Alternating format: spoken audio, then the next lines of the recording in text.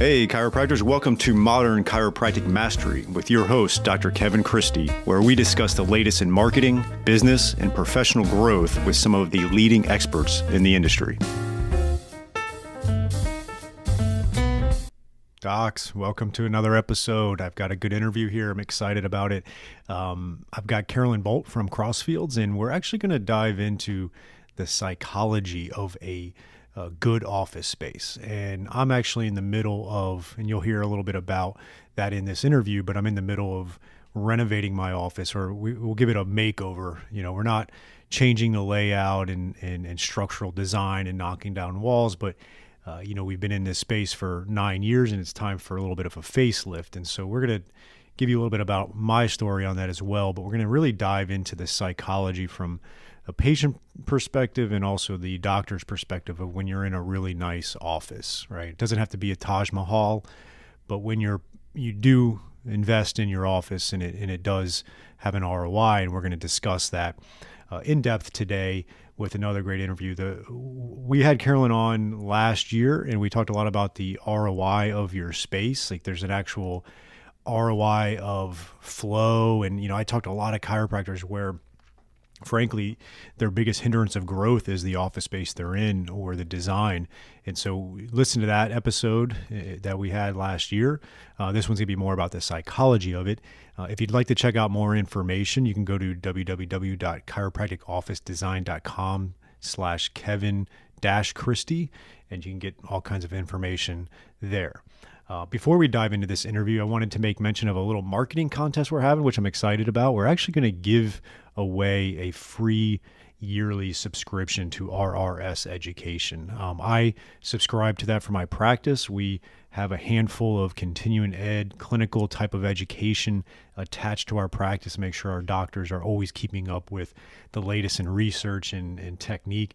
And RRS is a big aspect for that, for our practice. And so we're going to actually give away a year subscription. And all you have to do is email me, kevin@moderndeskjockey.com.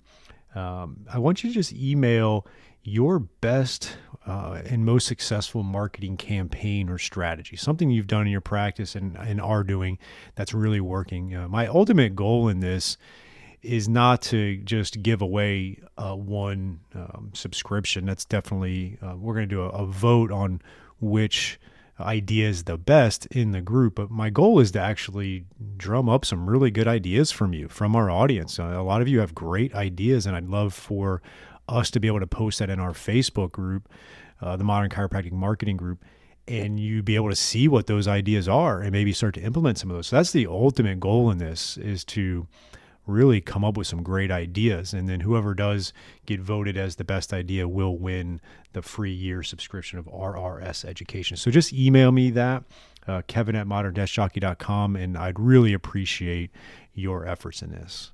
All right, here is my interview with Carolyn Boldt. All right, welcome to the show, Carolyn. I really appreciate your time. This is the second time you've been on our podcast, and you've also contributed to some of our virtual summits. So I thank you for that. And I know on our first episode of the podcast and in some of the virtual summits, we've talked a lot about office space and the ROI of it and things of that nature. And today we're going to have a little bit of a different twist, but I'm sure we'll touch on those things as well. But we're going to really dive into kind of the psychology of a nice office, of having like a really nice standout office, and what that does not only for your own psychology but for the patients as well. And so welcome to today's show, and we'll dive into some good information. It's great to be here, Kevin.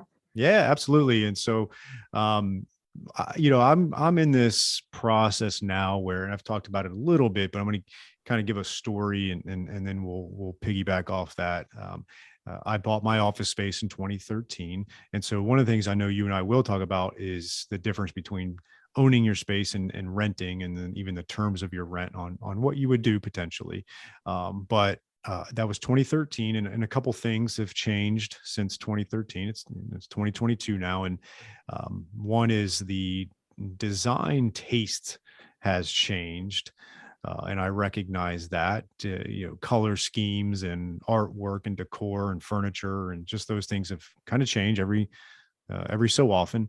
And then second is we're starting to get a little worn in our look, and things are starting to wear out, and you can start to see it.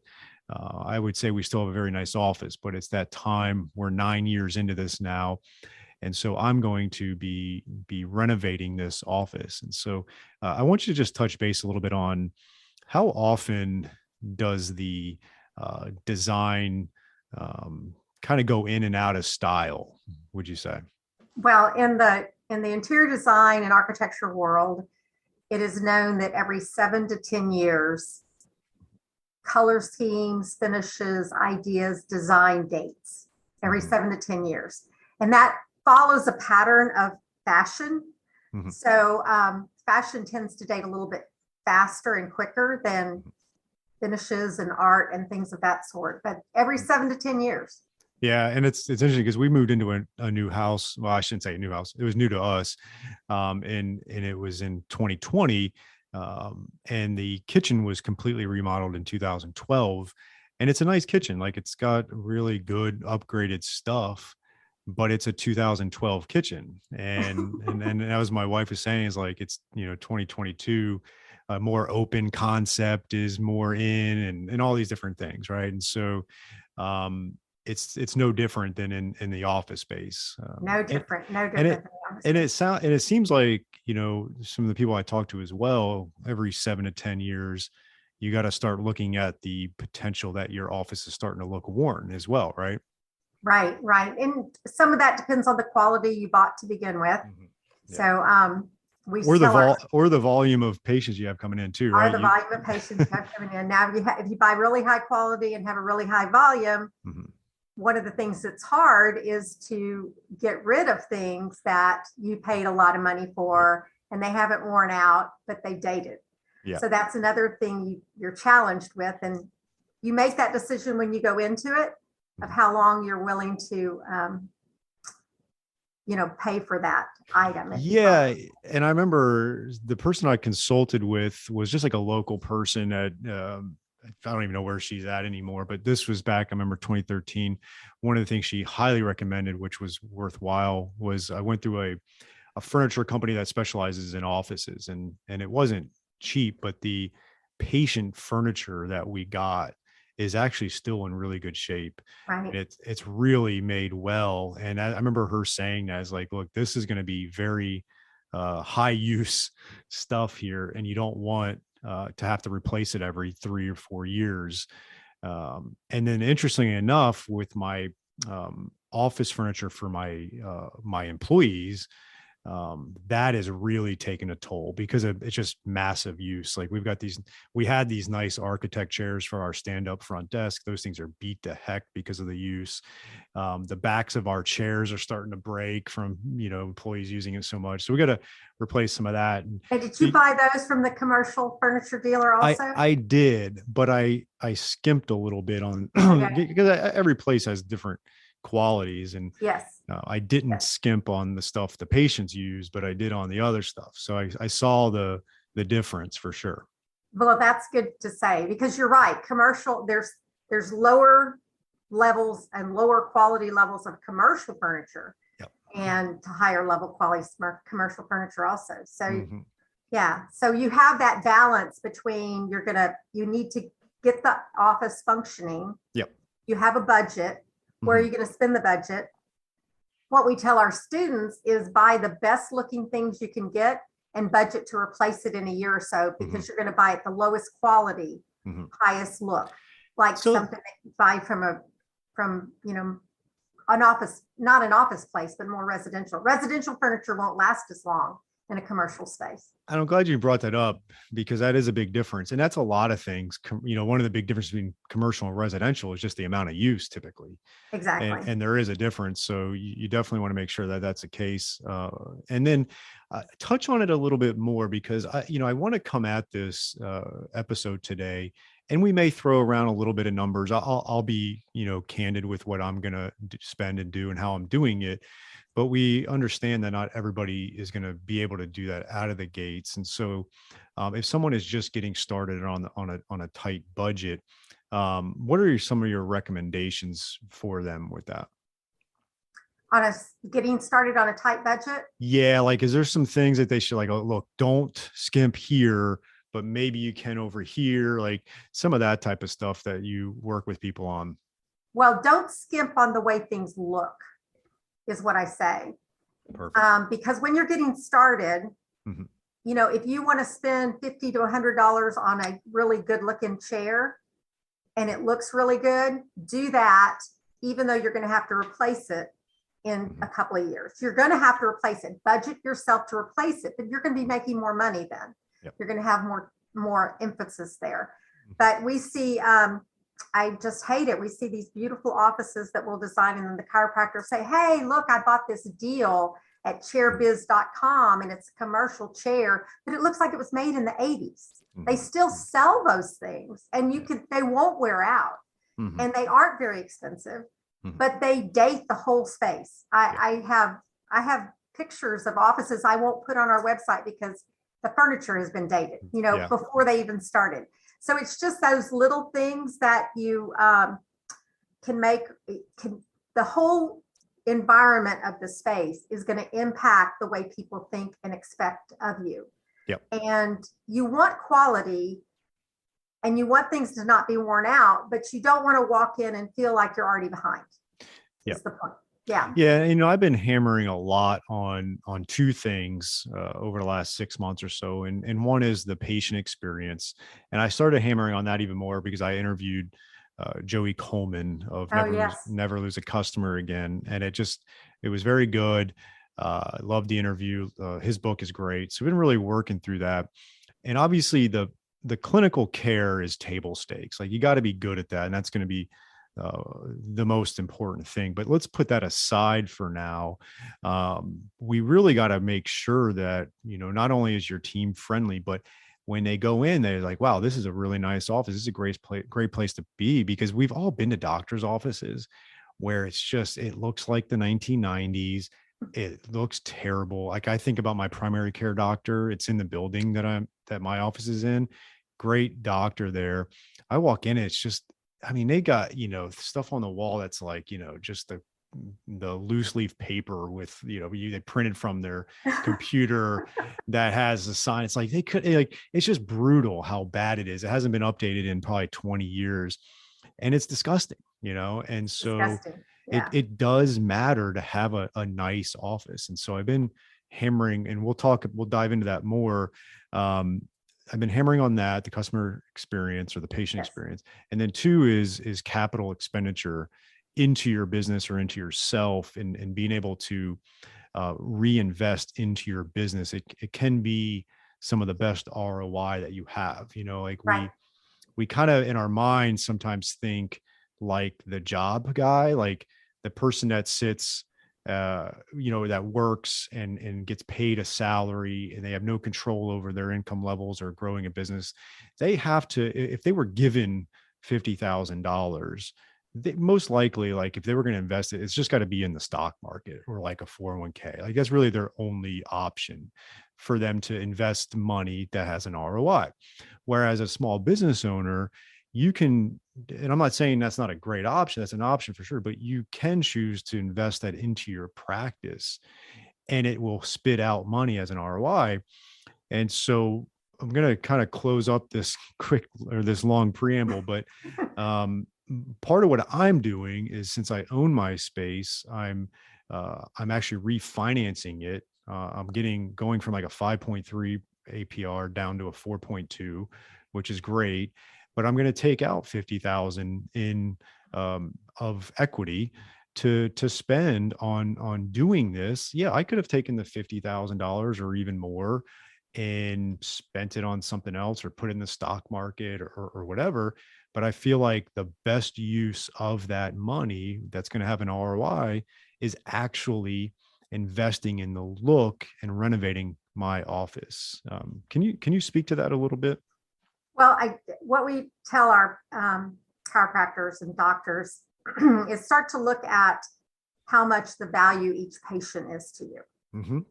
And if you could increase those patients, what percentage would make sense to you to look at increasing those patients? Because that's what you need to think of when you think of your office space. Yeah.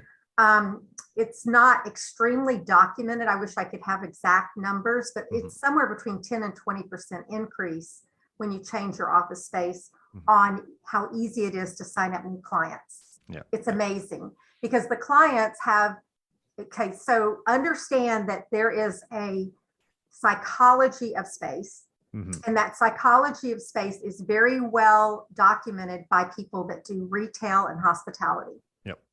Retail design and hospitality design both create spaces that encourage whatever activity that they're trying to accomplish in that Mhm. space. Retail is they're trying to accomplish purchases. Yep. And hospitality is they're trying to accomplish a sense of people coming there, staying longer, increases purchases, coming back, and they create community. So in that sense, retail and hospitality design are easy ways to think of where do you want to go shop? And where do you want to go hang out? Where do you want to go do those things? And you do those things because that environment has been created to draw you and who you are as the ideal customer into that space. Yeah. That's what you're doing when you're designing your space. You have that same ability to do that, or you can ignore it and not take advantage of it.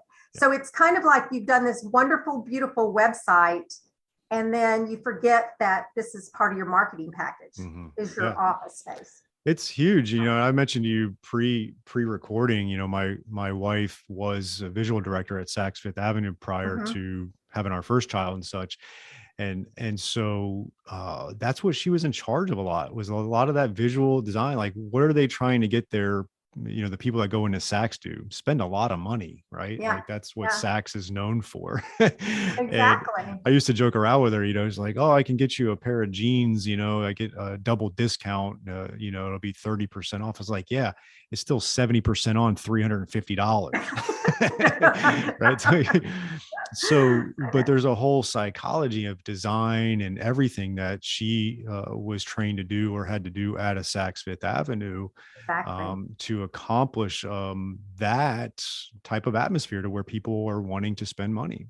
So what I want to we use this when we teach classes is that when you walk into a Walmart, now I want you to understand something. Walmart is very purposefully designed the way that it is. It's bright lights. It's no fancy floors, lots of signs, lots of information. But what do you expect? You're expecting low prices. You're not expecting high service. You're expecting to get a deal, right? So they design their space to support their whole purpose, their whole message. Very much so. I have no qualms of Walmart. They make a lot of money, but they have done that on purpose.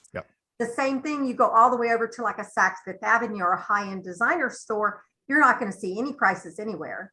It's going to be hard to even see the price. You're going to have to ask somebody. You're going to have to get service. They want to give service because that's what their clientele expect, is that real hands-on.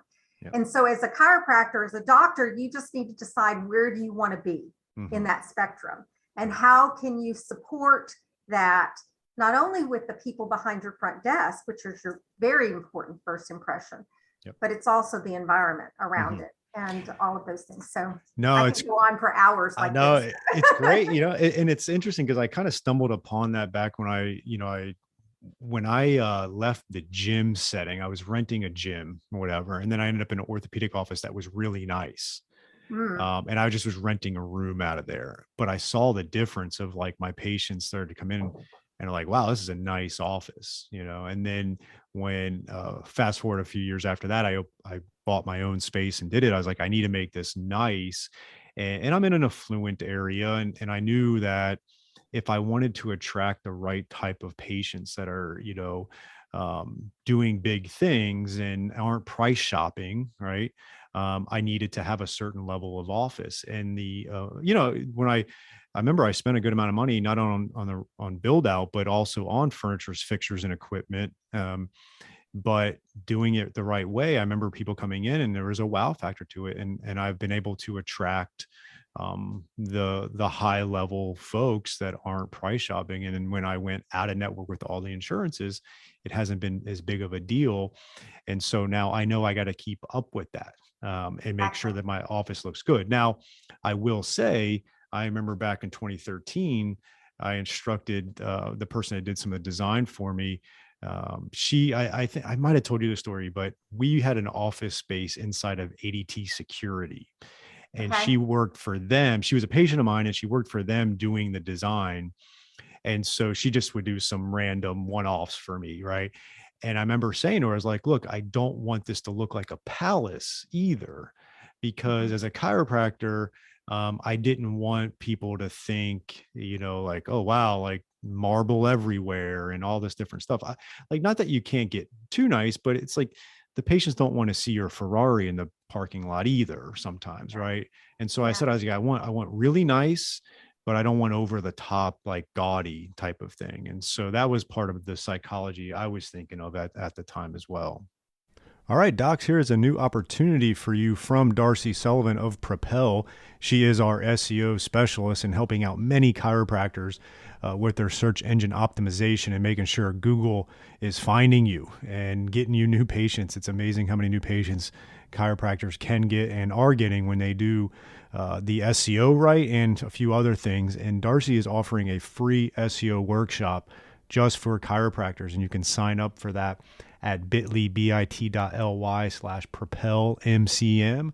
That is bit.ly/propelmcm, modern chiropractic marketing, right? And so check out that link, and we're going to have you go over 5 SEO secrets to owning the first page of Google without buying ads. And Darcy's going to give that free workshop, 1 hour, to really help grow your practice and start churning new patients from the ever mighty Google, which is still king in the online marketing. So check that out at bit.ly/propelmcm for the 1 hour free workshop.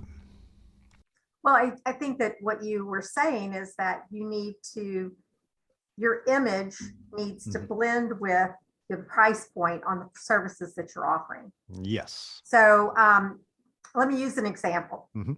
I've done some work for people that do functional neurology, Yep. to high celebrities, that if their concussion is going to cost them millions of dollars, they're going to, and they're very severe. Yep. Their office needs to look like somebody that would be paying $1 million. Absolutely. It just Yep. needs to. It can't look if they walk in and it doesn't look that way, Yep. they are not going to have the expectancy and the confidence in that doctor that they're expecting. We were talking before we started, it's like putting on the suit. So you're going out to a nice dinner, you're going out to a nice show, you're going to dress differently, you're going to act, and it's going to change your whole perspective and your whole aura.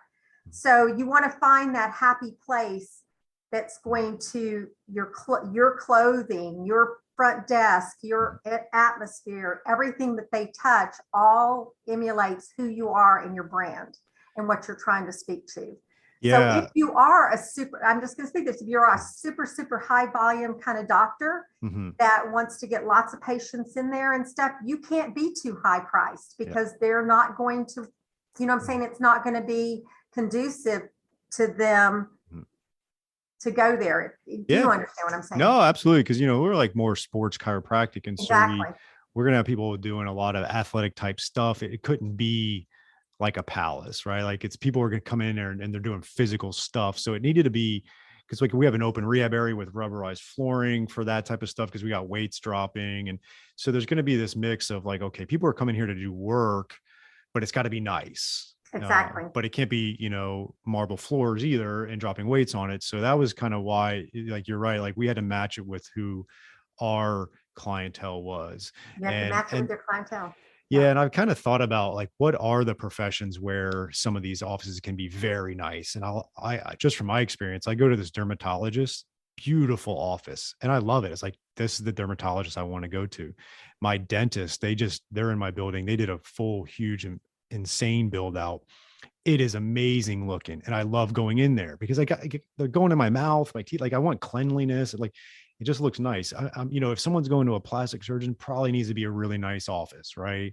A neurosurgeon probably needs to be a really nice office. Like there's certain types of clientele or professions where it makes sense.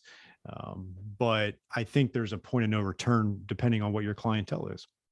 You said it exactly. And we've done plenty of offices that look like a gym, because that is their 100% clientele are sports. Yep. And a lot of the people they're working with are coming right off the practice field. They're already in their sports attire, et cetera. Yep. So if you need to make them feel comfortable, who is your patients and how are you going to make them feel comfortable? A perfect example is pediatric. You got to make that pediatric place feel comfortable for the mom and the children. So that the mother is not freaked out about the children moving around, that they feel comfortable in the space. And let's touch on that a little bit, because I know during our pre-recording chatting, talking about, because you guys are going to help me out with this concept, and you mentioned something, I forget what it was, but where you do kind of like where you really get try to match the design with the brand. I forget what you called it. It was like an assessment that you do. We do an assessment. So we do a process we call discovery. Okay. And it is, we ask our, let's just talk about the interior finishes, we've already talked about flow and space and all that in another. So this is just the aesthetic environment that you're trying to create. So what we do is we talk to the chiropractor about what their ideal patient is, who they are. And as being in business, I know you speak to this, you've got to know who your ideal patient is. And that's what you've got to structure everything else to. So that should not be a hard question. Who's your ideal patient? And I understand there'll be an ideal patient and there'll be peripherals of other things. So let's talk about all of that. So how do we make everyone work in the space, but we really want to zone in on the ideal patient. We want to attract more and more of your ideal patients. And most people that come to us are trying to grow to another level, whether they're expanding, going into another office space, or they're an associate and they're building their own space, wherever they are, they're looking to elevate, go to another level. So then who's your ideal patient? What are their expectations? What are their demographics? What are their psychographics? All of those things about the patient. And then what we also have, most chiropractors do, is create a vision board. So if you, Dr. Kevin, I'm going to ask you to create a vision board for your space. And what I'm asking you to do is, what photos of spaces do you feel emulate words that you're using on the expectations of your ideal patient? So if your ideal patient is expecting a comfortable environment, they want to be very comfortable in the space, what's your vision of what comfort represents? Does that make sense? Because to some people it may be big sofas with leather and all of that. To some it may be beanbag chairs everywhere. You follow me? It's vision. So you're designing to your ideal patient, but it is still your practice. So you have to like it. But very seldom does the patient and the chiropractor's expectations not match. You're attracting people that are like you, that like the kind of things you like. Hey, Doc, are you moving office spaces, or you're a startup with your own new space, or you're like me where you need renovations because it's starting to look a little worn after about 10 years like ours is? Crossfields Chiropractic Office Design is here to elevate you wherever you're at, and they're going to help maximize your space and flow. They're going to really help attract and retain patients, and this is going to have a great ROI on your investment when you increase that patient experience. So check out Chiropractic Office Designs by Crossfields, and we have a special link for Modern Chiropractic Marketing listeners, and that is www.chiropracticofficedesign.com/Kevin-Christie.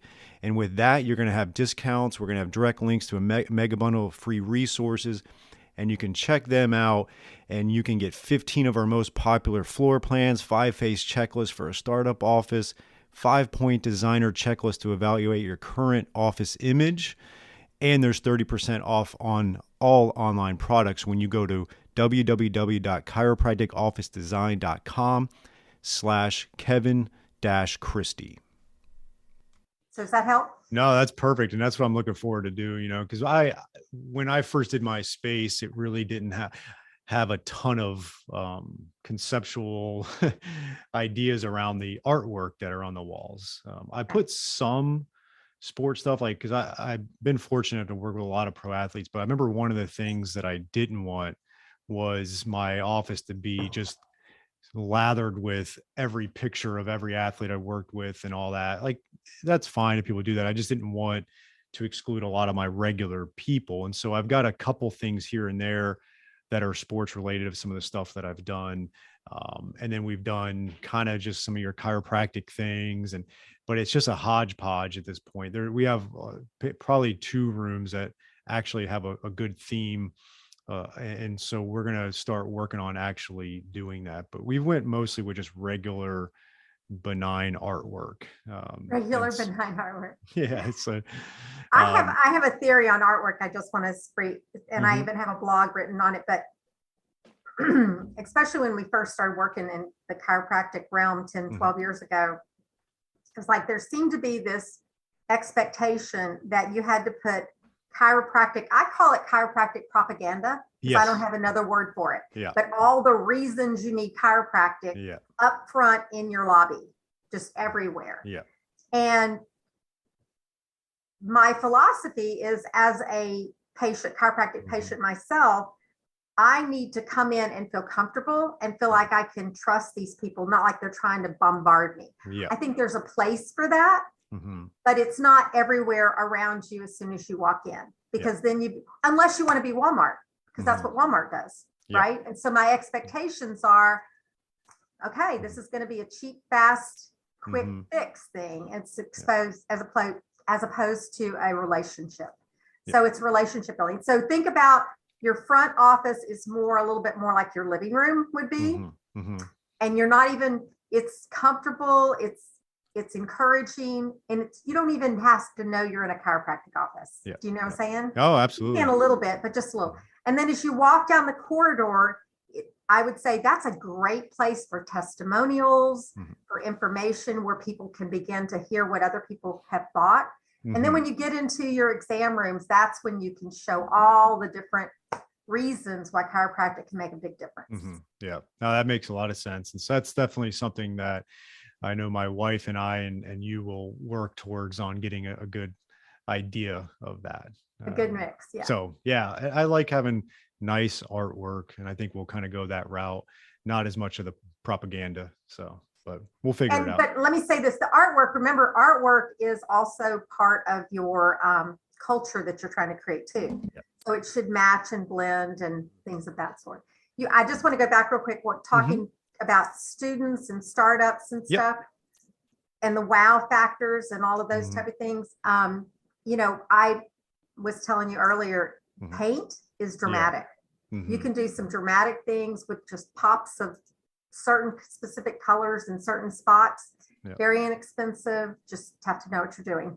Yeah, no, that's a great one. And I wanted to touch on one more topic too, was, we talked about me owning my space, and I can make some longer term decisions and even invest more than maybe someone that's in a lease situation where they're not sure if, what they're going to do in 3 years or 5 years or whatever. I know we kind of talked about certain things like built-ins versus non-built-ins on that scenario and stuff, but what are some of the thought process differences for someone that's I would say the vast majority of our audience is leasing their space, and so what can they do to have a really nice office and realize that the investing in the really nice office that you don't own still has an ROI on your chiropractic practice, right? It does. And then someone like me, where I own the space, there sometimes has an ROI on the actual real estate as well. For instance, I'll just give you, my practice is not built out for, say, a orthopedic group to come in, because not every room has sinks. Some of these other types of healthcare providers, it's a completely different build out than a chiropractic office. And so that does harm my ROI a little bit if I were to sell my office real estate and it was a hospital group or orthopedic group trying to get it because it's not built out like it would be versus if it was. But I'm not going to spend $75,000 to build it out like that just because I might sell it in 20 years to an orthopedist, right? You're listening to Modern Chiropractic Mastery with Dr. Kevin Christie. Find more online at www.modernchiropracticmarketing.com for more free resources, online courses, and the Chiropractic Success Academy. Now back to the show with your host, Dr. Kevin Christie.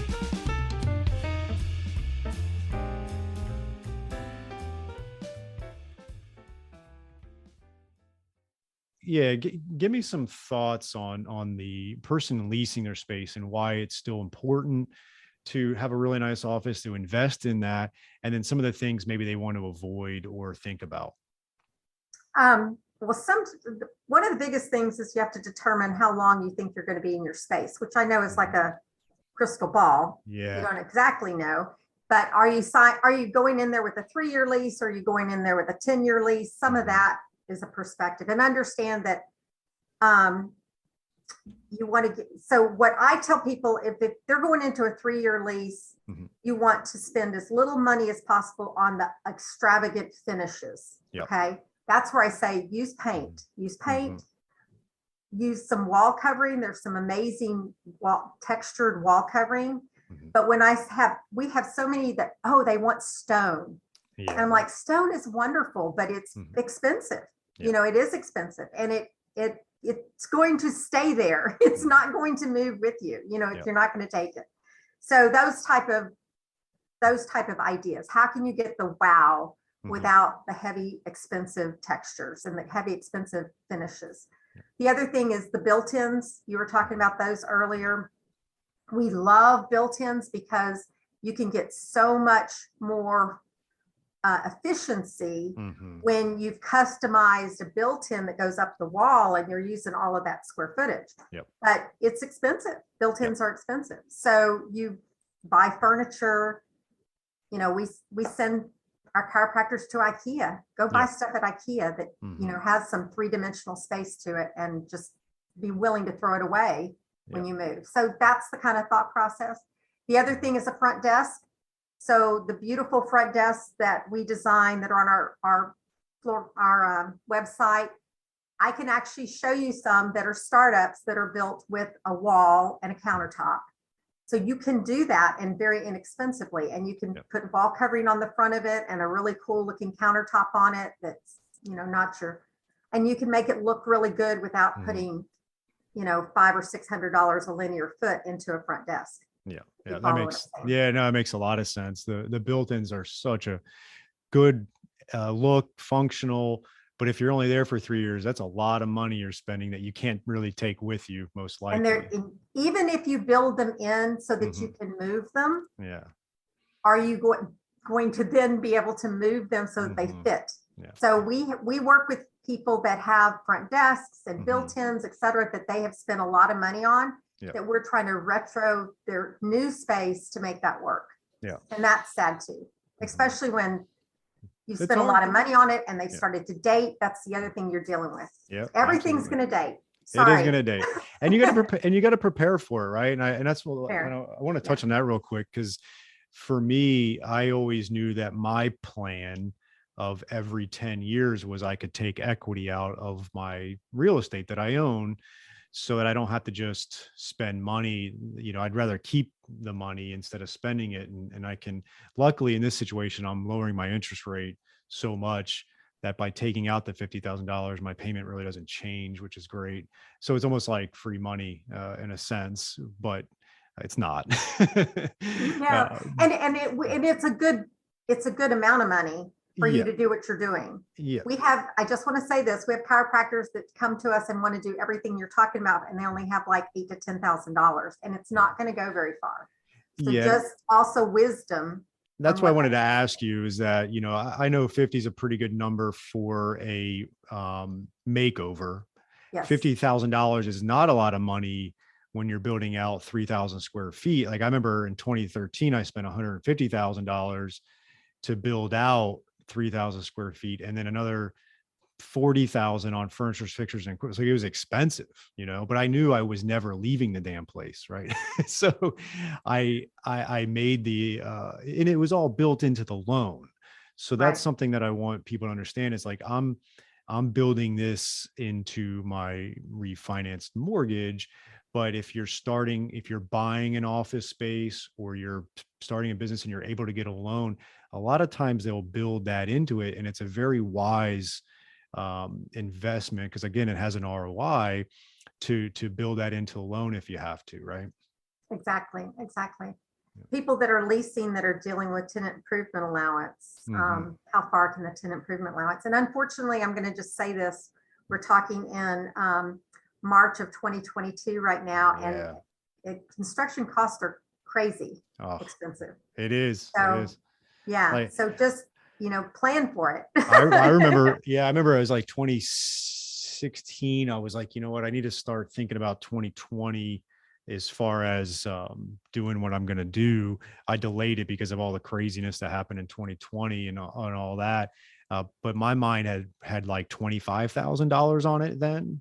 And now it's at 50, just because I was like, this is just the reality we live in now versus then. So things are expensive, unfortunately. But again, depending on all the circumstances, it can be a very wise use of your money.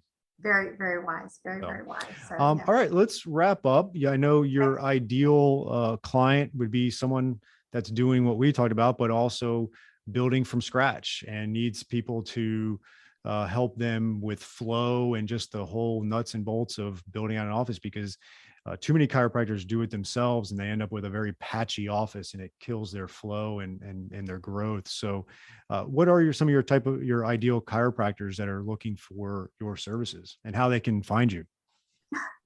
Well, they can find us on chiropracticofficedesign.com. And we do have a special landing page for this podcast. I don't know if I can tell you the landing page at this moment. So that's all right. I'll put it in the intro. I think I can't remember at this moment, but I do know that we love to work with all types of holistic doctors, chiropractors. We have services and support for the startups. We have lots of blogs, etc. We can get them started on the right floor plan and then let them take it from there. Our sweet spot, if you call it, is the chiropractor that's building out his second or third office, and he realizes that he's better served to go serve his public and keep his business going than it is to spend time on the 5,000 to 7,000 decisions that need to be made to open an office. So we become a partner and coach them and counsel them all the way through, starting with how many square feet you need, which we recommend people do before they go look for space. And before they buy space, because there's a day doesn't go by that people aren't trying to cram in 100 pounds into a 5-pound bag. So that's number one. And then we take them all the way through to the point where we're helping them with the contractors on site, and we're the ones the contractors call in instead of them.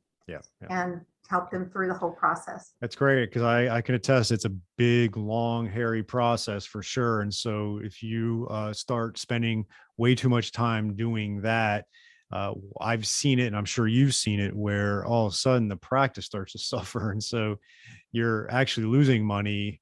You try to do it yourself because you want to save money, but then you end up losing money because you're doing all the other things and you can't focus on marketing and patient stuff and all that.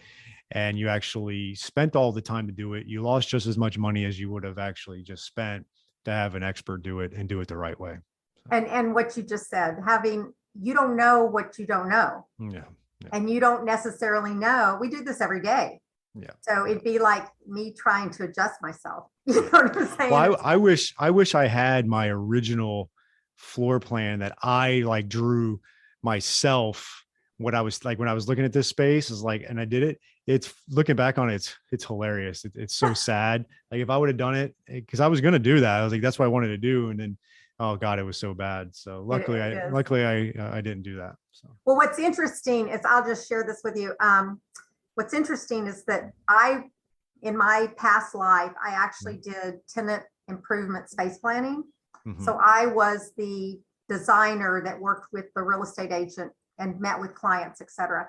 And I had maybe 2 hours total to Mm-hmm. meet with the client and come up with space plans, unless they went over 10,000 square feet, and then I got another hour. Yeah.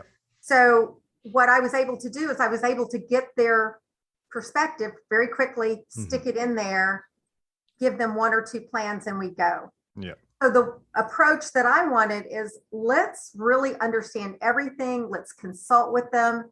When we have a space, 2,000 square foot space, we can usually get 8 to 10 different plans, totally different plans out of it to talk through and brainstorm through and look at, because it's much cheaper to do it on paper than it is to wish you had done it differently, right? Yes, yeah, exactly. So, well, I really appreciate your time today. I think this is a very important topic for a lot of chiropractors. And if you don't have the financing to do it, start tucking away money in a sinking fund to get some of this type of stuff done. It'll be a great use of your money. So thank you for your time, Carolyn. And I'm looking forward to working on this project with you this summer. Yes, very much so. Thank you. That is it for this week's episode. But before you leave, check us out at www.modernchiropracticmarketing.com for all kinds of free resources such as blogs and the podcast episodes. We've got online courses. You can check out the Chiropractic Success Academy there, which is an amazing online coaching system for you at a very affordable monthly rate. There's a free online course on the modernchiropracticmarketing.com website, so check that out. If you're interested in some one-on-one coaching, we can do that as well. We have all kinds of resources for you there. And we would also truly appreciate if you could rate and review this podcast if you're getting valuable information out of it. I can't thank you enough, and we'll see you next week.